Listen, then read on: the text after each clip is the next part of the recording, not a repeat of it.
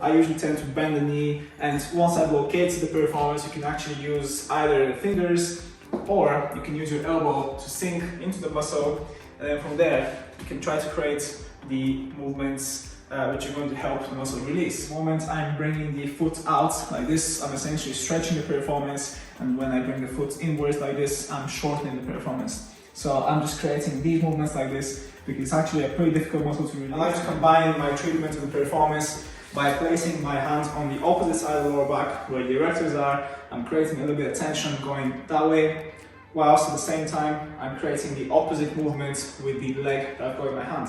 So again, I'm just creating those movements, and all I'm trying to do here is I'm trying to mobilize the tissue and also the hip joint, because you're creating that internal external rotation, which is really valuable and really good for the health of the coccyx. What we need to look for the gluteus medius is the top of the iliac crest, which is here basically, so you can see how my fingers are dipping inwards, and then the glute medius is essentially moving downwards towards that great trochanter. Looking for those trigger points and looking for that referral plane. So sometimes you can get it traveling down the leg, it can travel towards the sacrum. Using my thumbs, once I've sunk those into the tissue, I'm creating a little bit of movement with my thumbs, and that's essentially mobilizing the muscle. We've spoken about it a million times before. It attaches onto the lumbar vertebra on the side here, the last rib, and the iliac crest. So essentially this area here that it covers, obviously deeper to the erector spinae because the erectors are more superficial. So I'm just trying to really sink in towards that QL,